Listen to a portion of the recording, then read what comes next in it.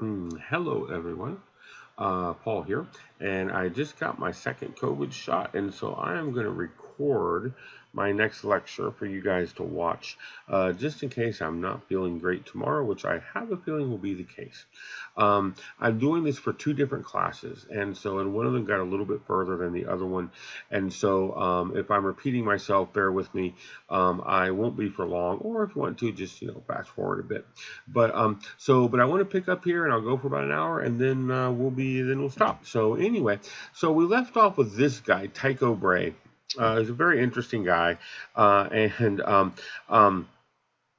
what we know him for are very, very precise measurements, right? He built instruments that could measure the positions of the planets with a great deal of precision for his time. He was, however, a geocentrist, but he had a good reason. He felt like the lack of parallax movement among the stars as the Earth goes around the sun meant that the Earth was holding still. Remember that parallax is just when things seem to be moving, not because they're moving, but because you're moving, right? If you kind of sway back and forth, things in the distance look like they're kind of swaying back and forth, and they're not moving, you are. That's all parallax is, right? And so Tycho reasoned that, as the Earth goes around the sun, if it were going around the sun, then when he looked at the stars, their positions should shift a little bit, right? Just because that's what things do when you move. Their positions shift or seem to shift. And he said, look, the stars aren't moving. And so if the stars aren't moving, the planet can't be moving, or the stars don't appear to be moving. And if they don't appear to be moving, then the planet must be holding still and therefore cannot be going around the sun. And with one of my classes, I kind of left it there and said I'll explain what the problem is because, right now that doesn't seem like such a bad idea. Well, here's the problem. Tycho Brahe had no idea how far away the stars were. They are true. I mean, they are just so far away that the little 180 million mile difference between the Earth on either side of the sun just does not matter. Stellar parallax does happen. Their positions do shift. The shifts, though, are tiny, and you can't see them using something that looks like furniture. Tycho Brahe just assumed that if something was happening, he would be able to see it, and he couldn't. The shifts are just so very small. Nevertheless, by this time, it was getting very obvious that the other planets were going around the sun. I mean, look, it only takes Mercury 88 days to go around the sun. So if you watch Mercury for 88 days, you're going to see it go around the sun, right? Venus takes, I think, 244 days. You're going to see, right? Yeah, and then and Tycho Brahe spent a lot of time watching planets. He just sees them go around the sun. The outer planets take longer, but if you watch them enough, you can figure out what's going on. And Tycho Brahe was not stupid. I kind of enjoy making fun of him, but he wasn't stupid. And he worked out that, yeah, these other planets are going around the sun, but the Earth is holding still. So this led to the tectonic system where the sun is going around the Earth and the planets are going around the sun as the sun goes around the Earth. And, that's never going to match what you're seeing in the night sky, right? I mean, getting this system to match reality is just it's never going to happen. But nevertheless, he stuck with it, and he tried and tried and tried, but never really got it to resolve. But Tycho Brahe he collected a lot of data. He really did, probably the best data set in the world. At the time. But Tycho Brahe is that guy in your lab you want collecting the data and building instruments and whatnot. He's your lab manager, okay? He's not the guy you want analyzing the data, right? Especially not when analyzing the data meant, a goose quill pen dipped in ink to do your math with, right? I mean, he was surely an adequate mathematician, but he was not a next level mathematician. So he kind of had a big pile of data and he wasn't really sure what to do with them. So that brings us to our next guy, and now we're all caught up with both classes. And this guy is Johannes Kepler. Here's a statue of Tycho Brahe and Johannes Kepler together because they do kind of go together. So Kepler lived in the late 15 and early 1600s. Kepler was not royal. Kepler was actually pretty solidly lower middle class. He struggled with money his whole life, and not because he drank it away or something like that. He just didn't have any. He was a very talented scientist. He is frequently described as Tycho Brahe's assistant. Let's clear this up right now. Johannes Kepler was not Tycho Brahe's assistant.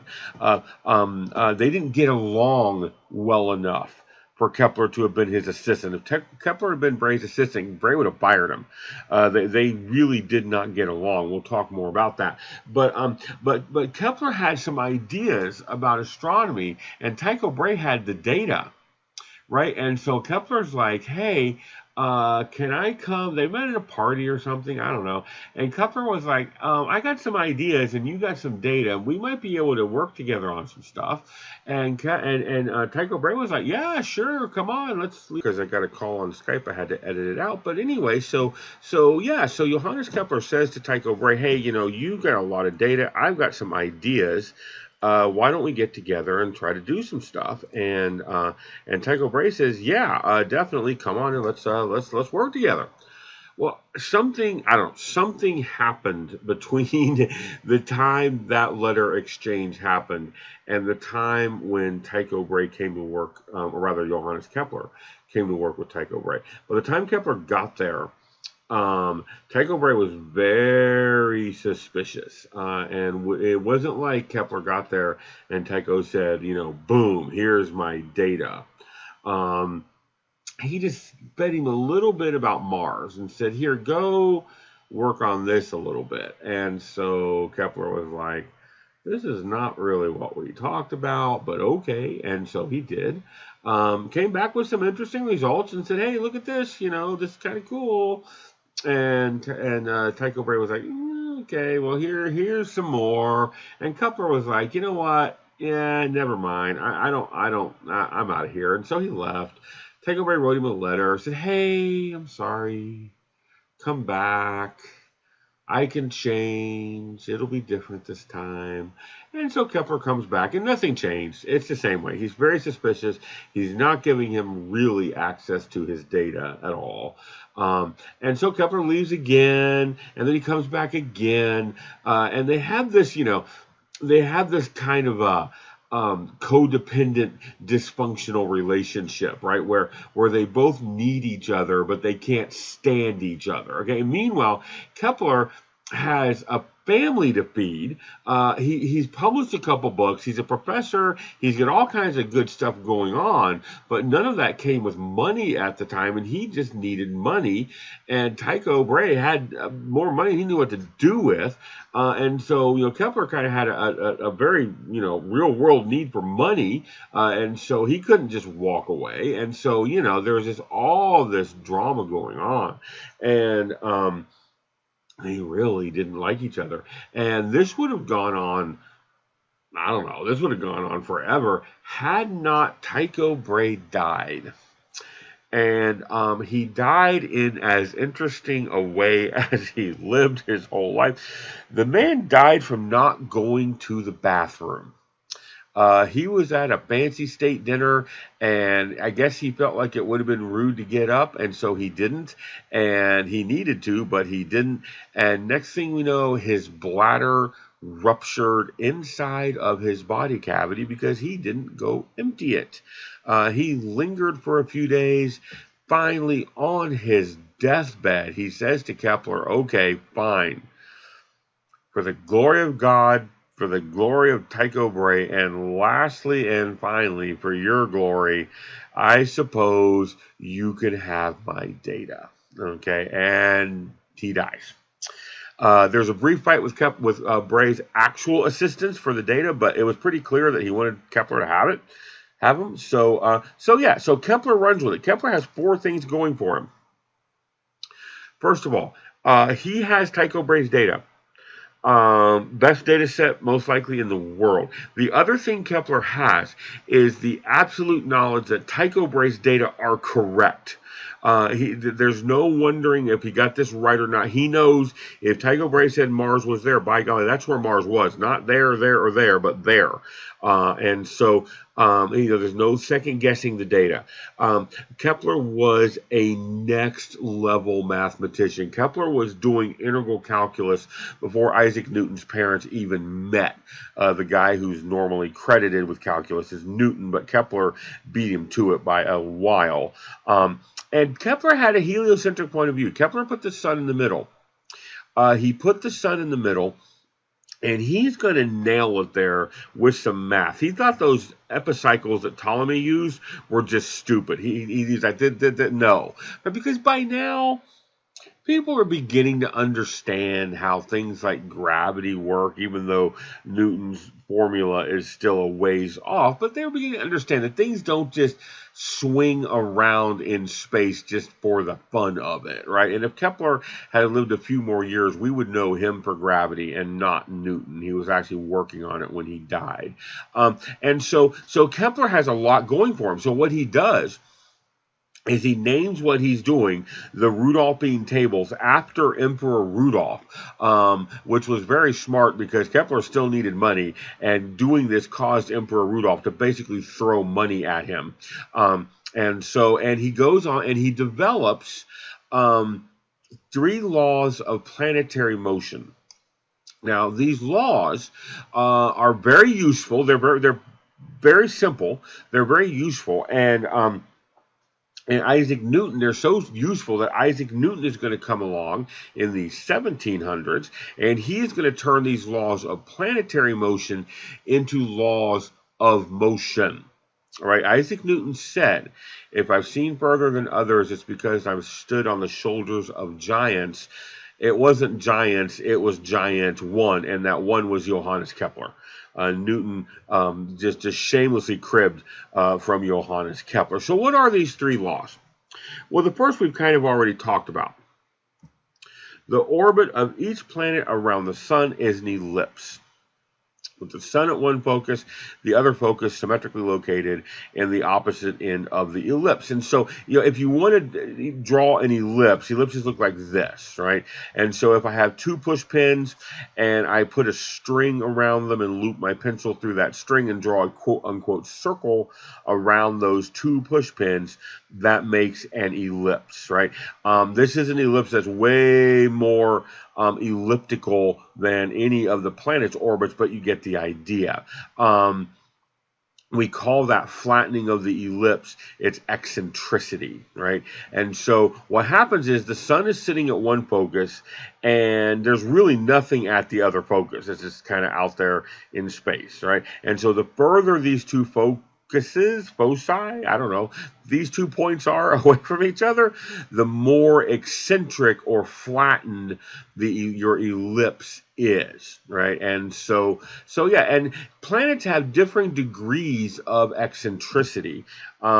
Here, for example, is the orbit of Neptune, which is not terribly eccentric, but there it is, and the orbit of Pluto, which is actually very eccentric, and in fact comes inside of the orbit of Neptune for about 20 years at a time. And so, and that is just due to, once again, the differences in the eccentricity of the orbits. On average, Pluto is further from the sun than Neptune, but that's an average.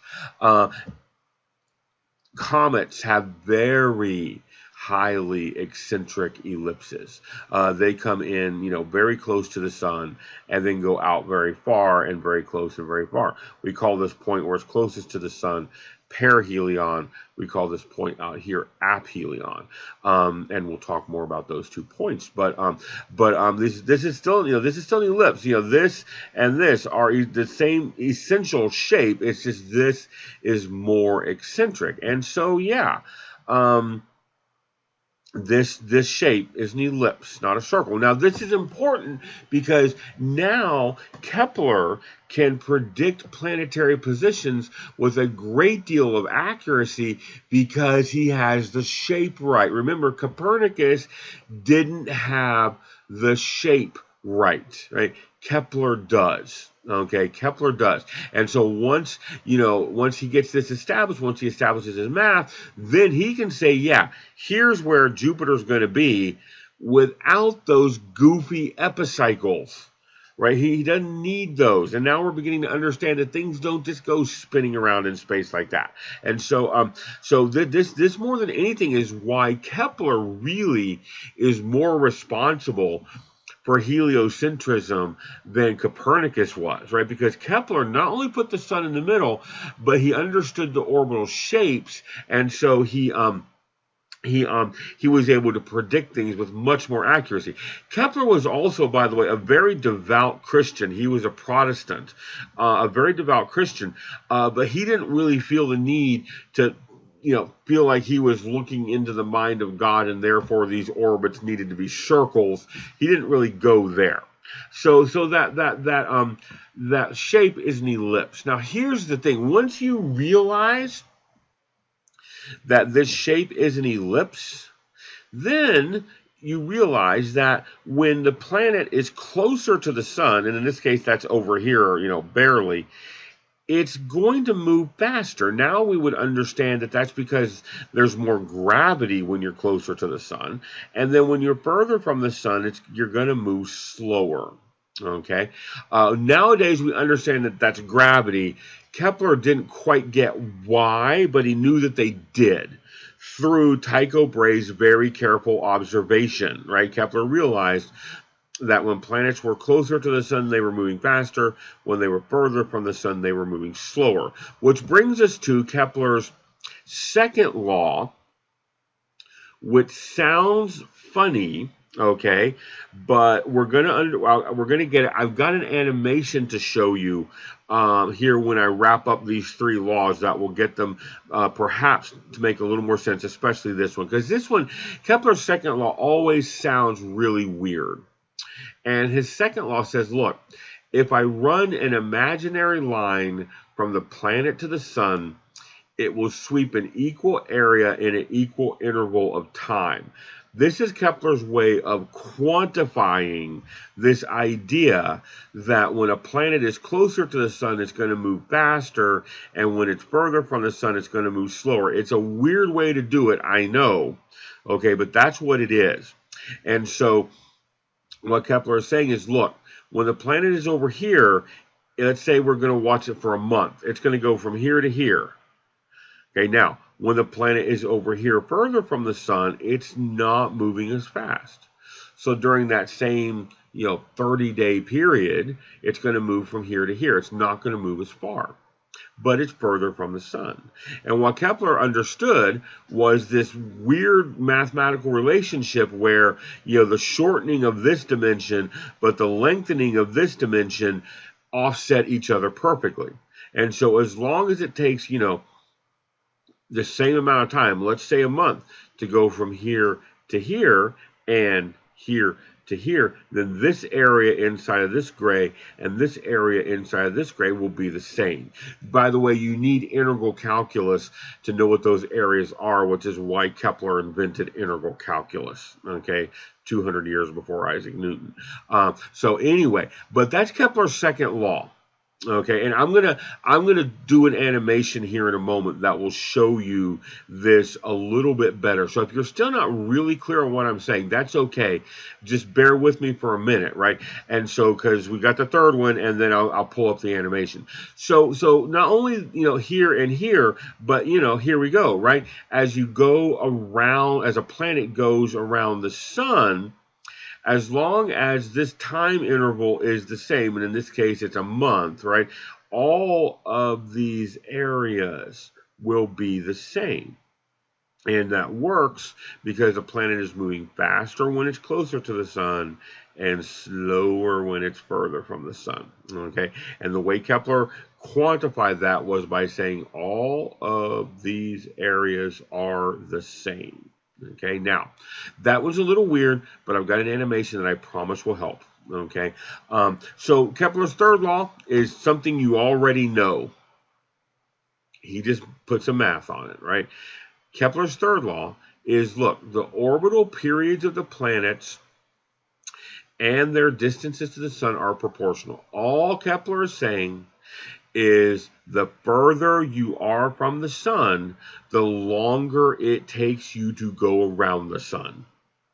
Y'all knew that when you signed up for the class, okay? Or if you didn't, if you thought about it a little bit, you would, right?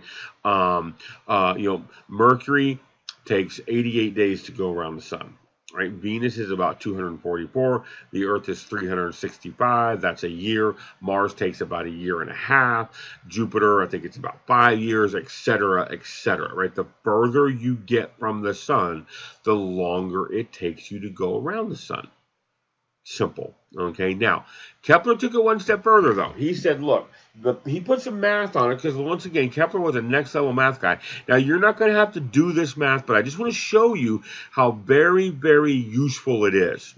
Okay, Kepler realized that the period squared equals the distance cubed. P squared equals d cubed.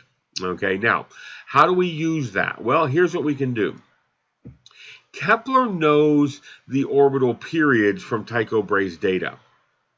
Okay, so Tycho Brahe's data tell him the orbital periods. So what he can do is plug and chug, right? And so for example, if Mars has an orbital period of 1.88 Earth years, which it does, about almost 2 years, okay, if we plug into that formula, that will tell us how far Mars is from the sun, right? And so if we do that, and when I do math, I like to do all the steps. So here are all the steps, right? So period squared equals d cubed. So 1.88 squared equals d cubed. So 1.88 times 1.88 is 3.54. That equals d cubed. We don't care about d cubed. We care about d. So take the cube root of both sides. That gives you d over here.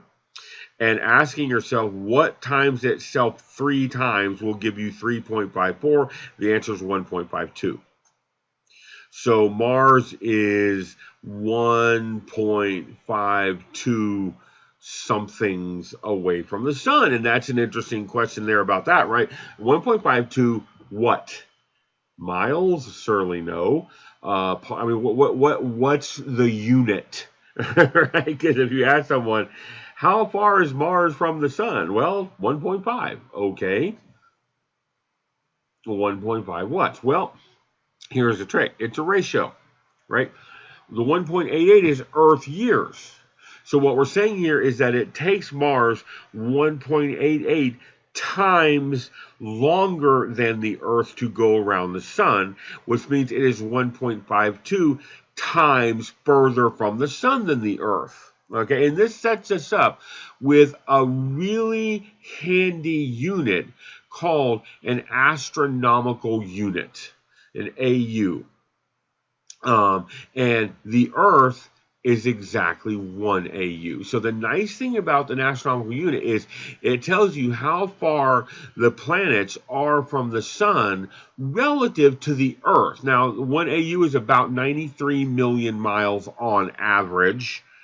The Earth is a wee bit closer and a wee bit further because Kepler's first law, okay? But this is a very handy thing, because then if you know that radio light takes 8 minutes to get from the sun to the Earth, then you can do a little bit of math to figure out how long radio signals take to travel, and it's a very, very handy thing. These are really, really handy numbers to just kind of know. If you were in my face-to-face class, I would be saying memorize these numbers. You're not, so we're not going to worry about that. But what Kepler knows is this. Now, Kepler doesn't know Uranus or Neptune. He doesn't know these because we haven't discovered these planets yet, but he knows these. And so using these, you can very easily calculate these. So knowing the period, you can calculate the distance. Now, here's the other trick, though. Kepler has no clue how far the Earth is from the sun, and they're not gonna for a while. So the actual number, in miles or something like that isn't going to be something we know for a while yet. That's going to take a transit of Venus and some very tricky geometry to work out. But he knows, in terms of ratios. Okay, let me stop talking for a minute, get my animation set up so I can show you, and I will be right back. So for your point of view, I'll be right back. Okay, I'm back. with the Planetary Orbit Simulator from the University of Nebraska Lincoln's Astronomy Department. They do some really good work. And so, first of all, Kepler's first law, remember, is that the orbits of the planets are ellipses. And this is what Mercury's orbit looks like, drawn very accurately. And I can tell it to show me the empty focus right there. Okay, yeah. So as Mercury goes around the sun, it moves a little bit slower out there and a little bit faster in there, right? So this is what Mercury's ellipse looks like. Here's what the Earth's ellipse looks like. Not a terribly right. I mean, the second focus is pretty much on the surface of the sun, but it is there. I can artificially change the eccentricity. And if I change it like this, you can really see how the planet's moving faster when it's closer to the sun and slower when it's further from the sun. And so, but all the planets' orbits are ellipses. If we look at Mars, there's Mars, which is a pretty elliptical orbit. By the way, when I told the story of Kepler and Tycho Brahe, I said that Tycho Brahe gave Kepler data about Mars. I wasn't just making that part up, any of it up, but it really was about Mars. It wasn't just any, but he gave him Mars, and Mars has a pretty eccentric orbit, and so it's fortuitous that Tycho Brahe gave Kepler data about Mars. Pluto has, I believe, the most eccentric orbit of all the planets. It's not that bad, but there it is, right? And so, and it's stopped animating. That's fine. So anyway, okay, so that's Kepler's first law, right? Is that the orbits of the planets are ellipses, with one focus being at the sun and another focus being just sitting out there in space. Okay, now what about Kepler's second law? Let me come back here. Let me get rid of the empty focus because we don't need that. Okay, so Kepler's second law. Kepler's second law is the one that sounds funny, right? Kepler's second law says, if I run an imaginary line from a planet to the sun, it will sweep an equal area in an equal interval of time, right? And remember that this is Kepler's way of quantifying what we see here. I've made a very eccentric ellipse of quantifying what we see here. The idea that the planet moves faster when it's closer to the sun and slower when it's further from the sun, right? And so, yeah, so if I have it sweep an area, so let's do it first here. And ding, there. And then let's do it here. Right?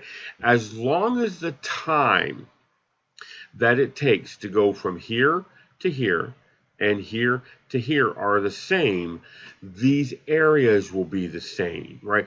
If the eccentricity of the ellipse is 0, then yeah, they're the same, right? If that's a pie, everyone gets the same amount of pie, okay? Well, if your pie is shaped like an ellipse, you have to cut it a little bit differently for everyone to get the same amount, right? And in fact, let me erase this, do this, and do this. All of these areas are the same, as long as it takes the same amount of time to go from one color to another. So if as long as it takes a month to go from one color to another, all of those areas will be the same. And sure enough, if I make it a circle, we can see they're all the same, right? But once again, the orbits aren't circles, they're ellipses. And so, yeah, right, if we look at Mercury's ellipse like this, it looks like that, right? And all these areas are the same, okay, as long as the time is the same. So if the time is the same, the areas are the same. That's Kepler's second law. Kepler's third law is just the idea that the further you are, the longer it takes, and I think that's pretty intuitive. There's an animation here about I don't even know how it works, but anyway, but anyway, okay, I'm going to switch back to the PowerPoint.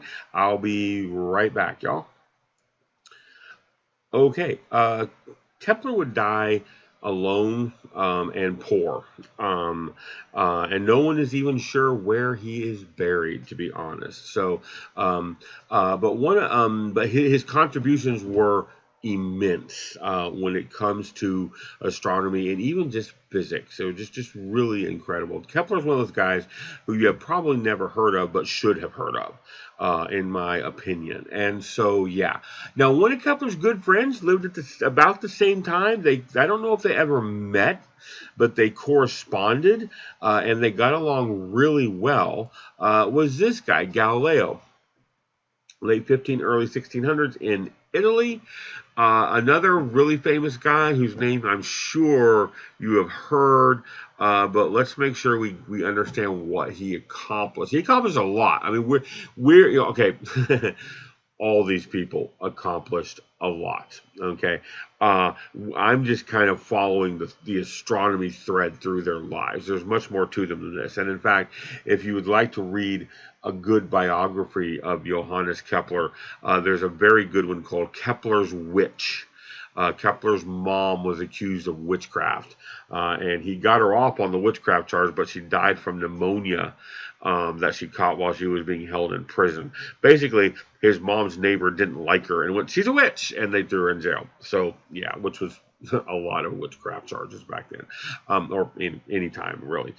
So anyway, very good biography, though. Kepler's Witch, if you are interested in a biography of Johannes Kepler. So what about this Galileo dude? Well, Galileo is frequently and incorrectly given credit for inventing the telescope. Galileo did not invent the telescope. Okay, there's lots of educated people out there who think that Galileo invented the telescope. Stop it. He did not invent the telescope. Okay, Galileo, though, was the first to see the potential of the telescope as a scientific instrument. Galileo was really very much about building things and technology and stuff like that, right? Kepler had a telescope. He just didn't see the point. Okay, Galileo, though, really and truly did. The telescope, by the way, in Europe was invented by a Dutch guy named Hans Lippershey, who actually was a glasses maker. A telescope is not a difficult instrument to build, not fundamentally. It is really just two lenses.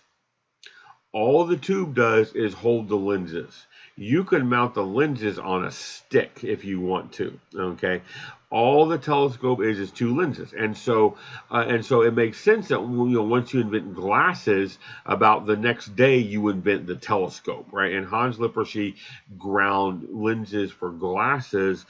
And it was, only a matter of time before he held two of them up and realized what it was doing, that it was gathering light and magnifying things, but mostly gathering light is what a telescope does. So Galileo, though, loved telescopes, and while he didn't invent them, he built them.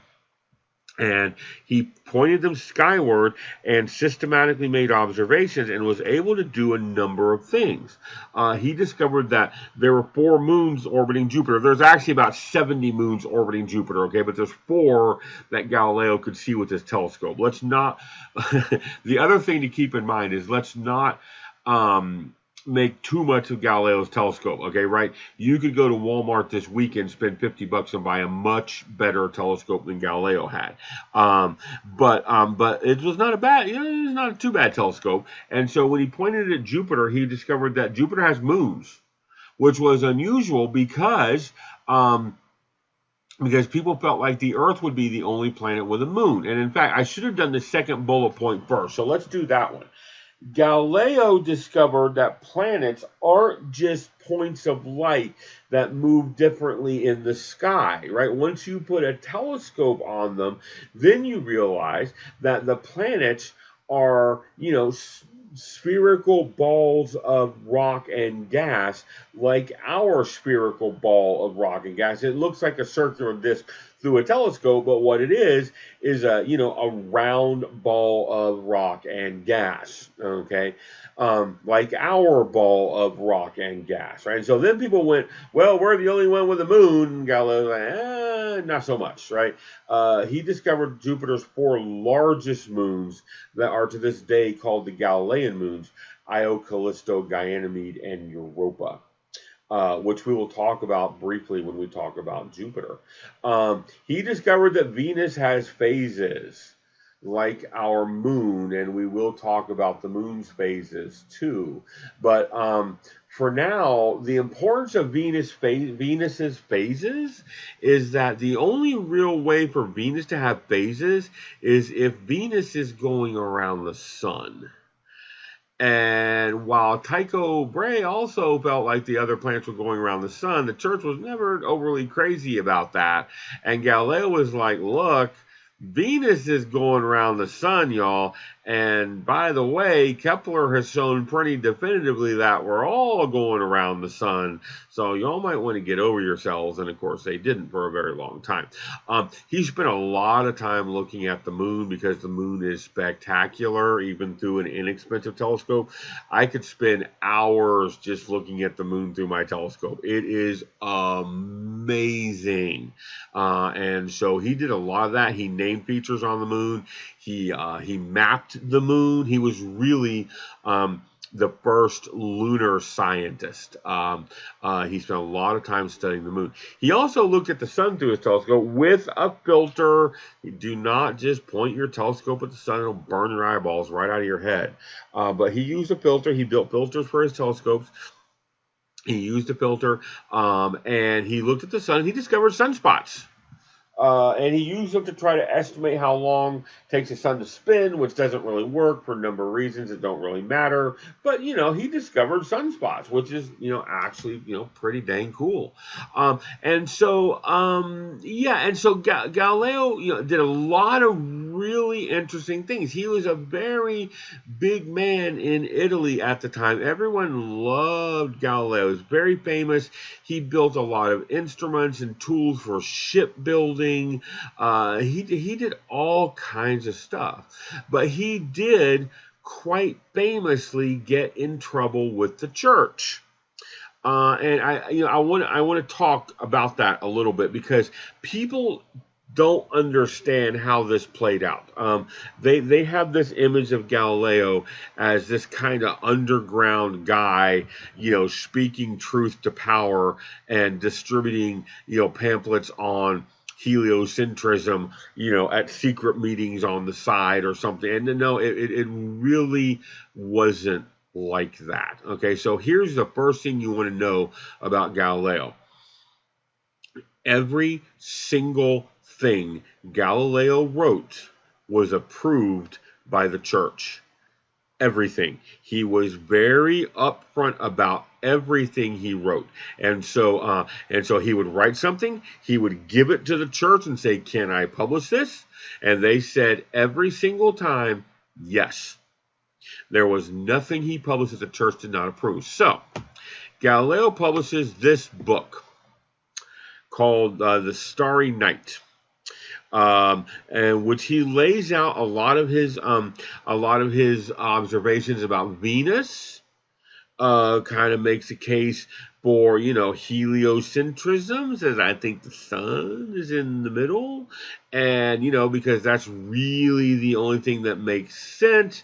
And there's this Kepler guy doing this work, and it's really good, and et cetera, et cetera. So he lays all this out, right? He hands it to the church people who are in charge of this kind of thing and says, "Hey, can I publish this?" And they go, "Yeah, sure. Publish that bad boy. Send it out the door," right? And so he did. The Pope at the time, Pope Paul V, was not amused at all. He's like, "I don't know who told you could publish this, but no. Don't do that.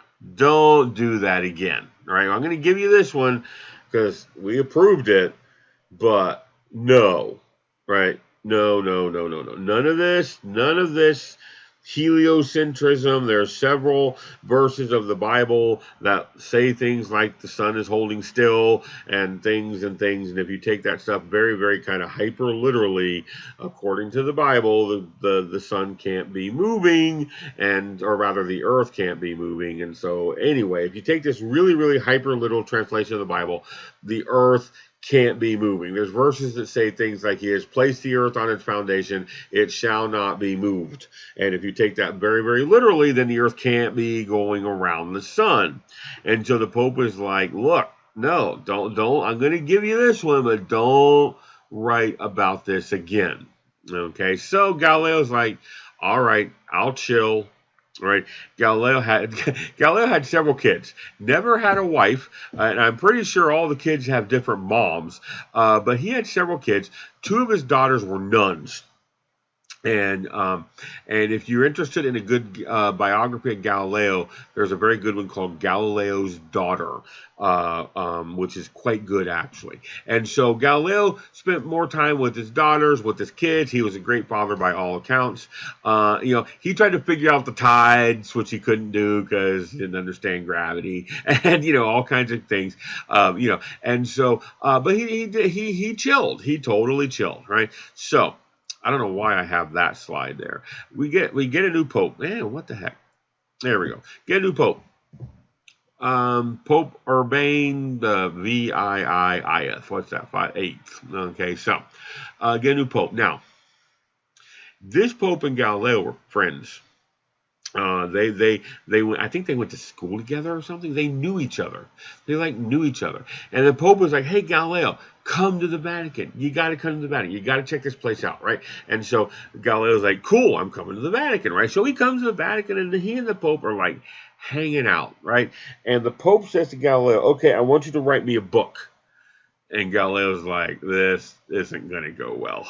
And the Pope says, no, I want you to write me a book laying out the cases for geocentrism versus heliocentrism.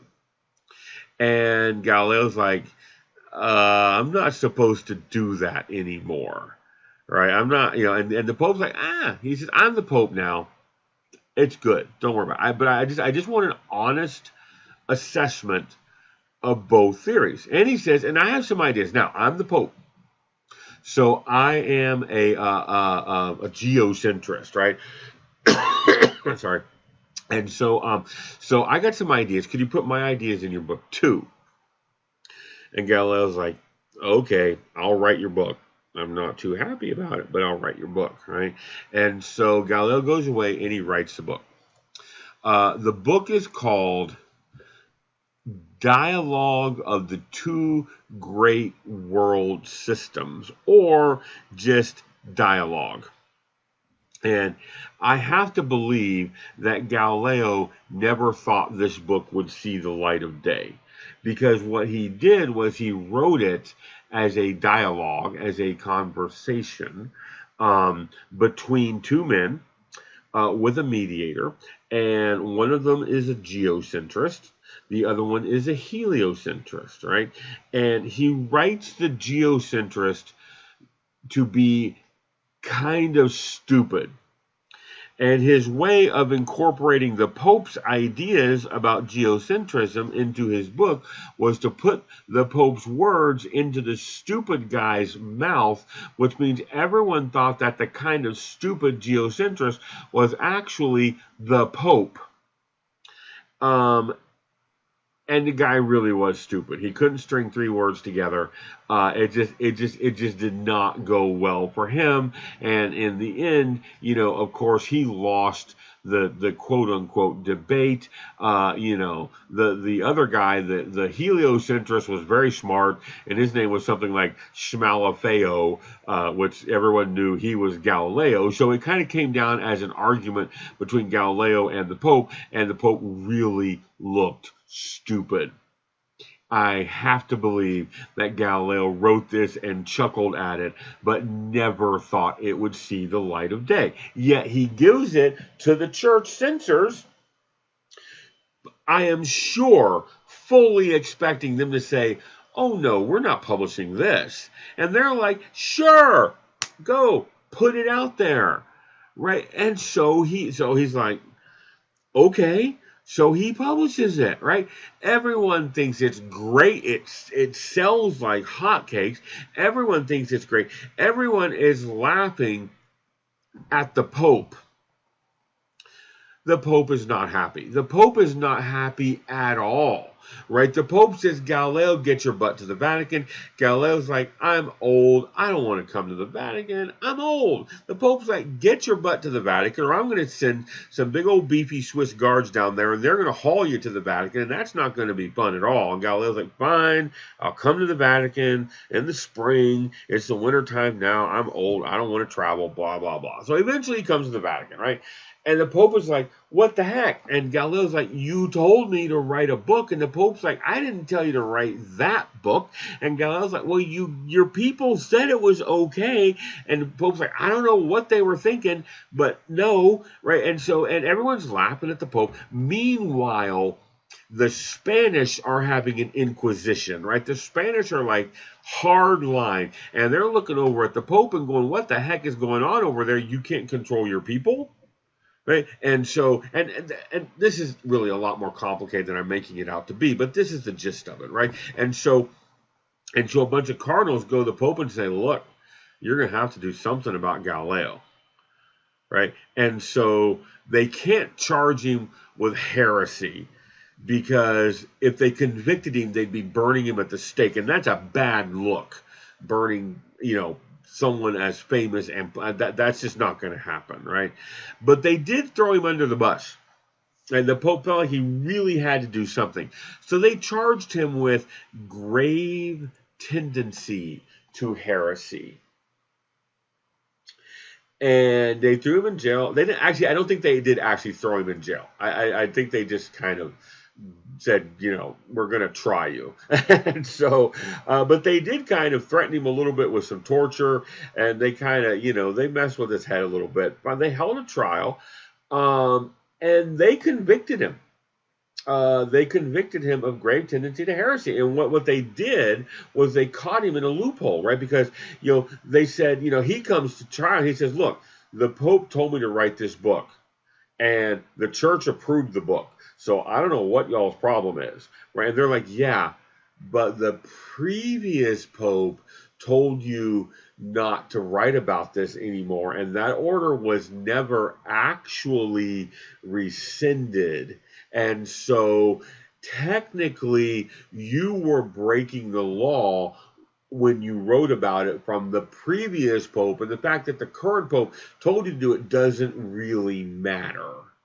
Right, so they really caught him in a loophole. I mean, they really did, and so they convicted him. They convicted him of tendency to heresy.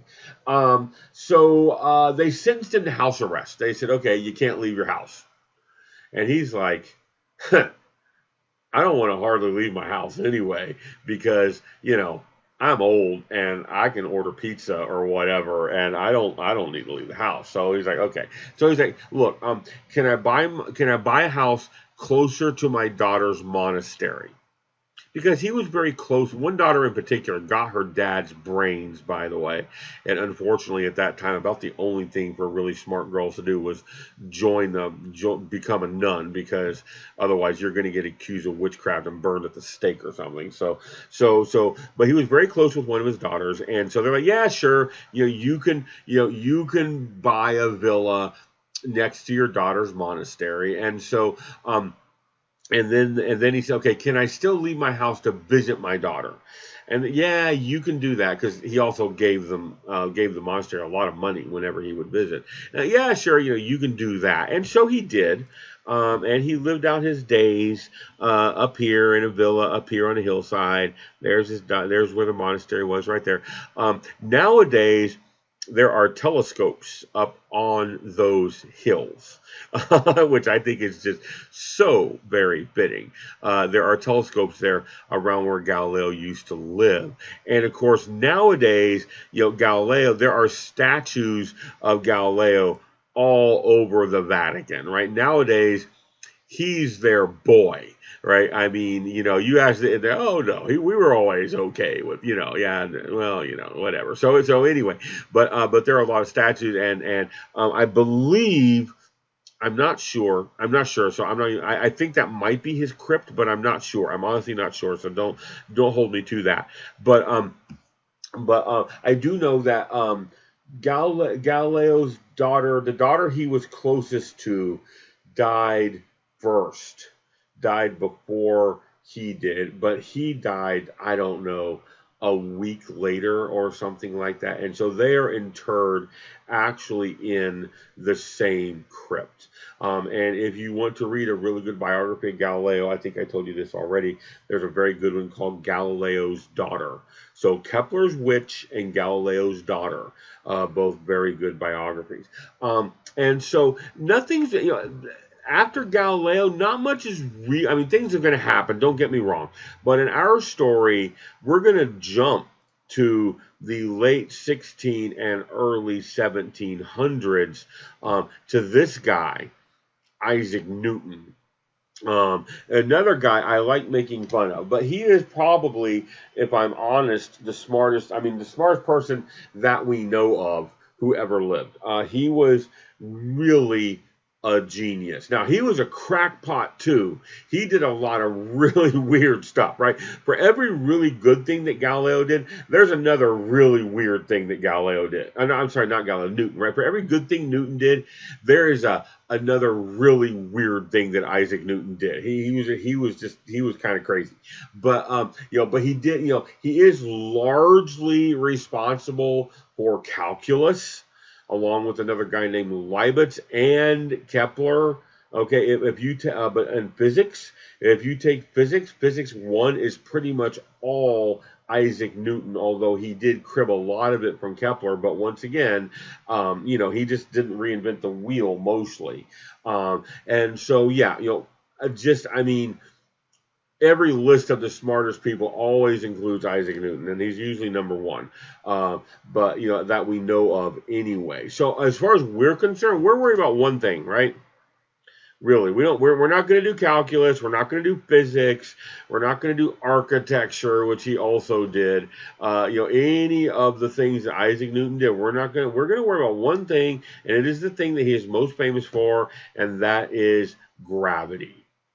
Right? That force that holds things together, or that causes objects to be attracted to each other. On my black background, we can't really see the formula, but that's okay. Newton figured out that if you multiply the masses together, divide them by the distance between them squared, and then multiply by a constant, that will give you the force, right? So that attraction between things is caused by their mass. It is directly proportional to the product of their masses, inversely proportional to the distance between them, whatever, right?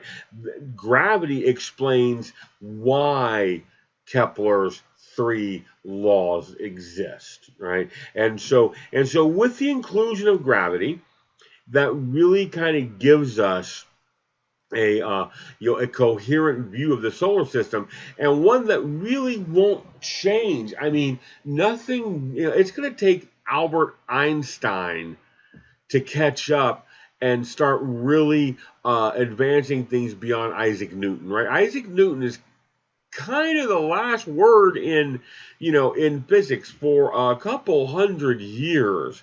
And once again, it's going to take someone as smart as, or even smarter than Newton, to advance it further, and that's going to be Albert Einstein. And so, but we're not going to worry about Einstein. We're just not. And so, yeah. So what are the motions that the Earth goes through? Right now, this is one of those things that you're going to go, wait, I already know the Earth spins and goes around the sun, and yeah, it does. But let's make sure we get that, because not everyone does. We want to make sure we get that, but also things end up being more complicated than you might think. Okay, so let's make sure we get this. And so, yeah, rotation. The Earth does indeed spin, right, on its axis, roughly once every 24 hours. This is what makes everything seem to be moving around us. Okay, this is why just about everything, all the planets, the sun, the moon, most of the stars, okay, will rise in the east and set in the west. Right, that rotation is what makes it seem like everything is going around us, right? The Earth is a great big ball, and the ball is spinning, right? That's what gives us night and day and all kinds of other things. Now, y'all probably knew that. And I've got a few more minutes, and I want to get one more thing in, and then we'll stop. Okay. And so y'all probably knew this. What you didn't know was that there are two kinds of day.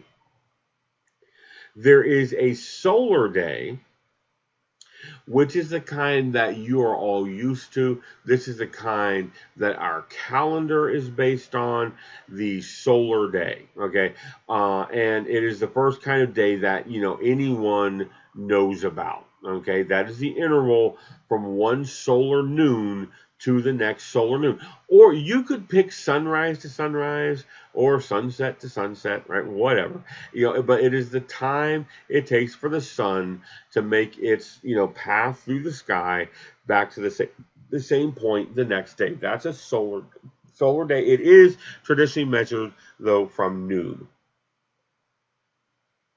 There is also though something different called a sidereal day.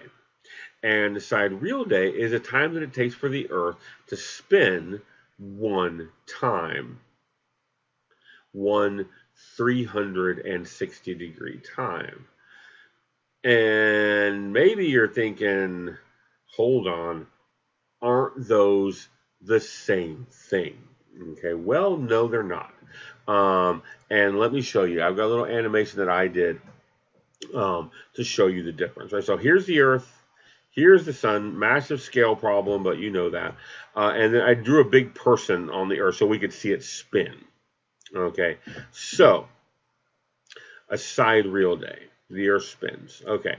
It spins 90, 180, 270, 360 degrees. It just went around one time. And that's a sidereal day. Let me do it again. All right. 90, 180, 270, 360. It just went around one time. That's a sidereal day. Now, what's a solar day? Well, where our person is standing, it's noon. Okay, so we're going to spin. Sunrise, sunset, midnight, sunrise, noon again. It's noon. That's a solar day. Let me do it one more time because I kind of got it wrong that first time, didn't I? Noon, we spin, sunset, midnight, sunrise, we're back to noon. That's a solar day. Okay, now, hopefully you're sitting there paying attention and you're going, wait a second, are you on crack? Those were the same thing, right? The only difference was, you said 90, 180, 270, and the other time you said sunset, midnight. I mean, you're doing the same thing. You're just calling it different things. What the heck, right? Okay, and so far you're right. But here's the thing. What I've not done yet is account for the movement of the Earth around the sun. Right, because, okay, right, as the Earth spins, it also goes around the sun. So now I'm going to spin the Earth and it's going to go around the sun, okay? Now I'm going to exaggerate it. I'm going to take it much further around the sun than it normally goes in a day, okay? But that way you'll be able to see the difference. So what's the difference? Let's set this in motion again. 90, 180, 270, 360, right? So it just went around one time. But look, if I look straight up, the sun's not straight up overhead, right? I need to go just a little bit further, right? I need to go to there. Now the sun is overhead, and that's a solar day, right? This here is a sidereal day, right? I just went around 360 degrees as I went around the sun, but the sun's not up overhead. It's not much. It is literally 4 minutes per day, right? But it's 4 minutes, right? And so, yeah, So 4 minutes later, it's here, and now the sun is up overhead again. Let me show you one more time. Okay, so here we go, right? It's noon. The sun is straight up overhead. That's where we're going to start. Okay, so we start.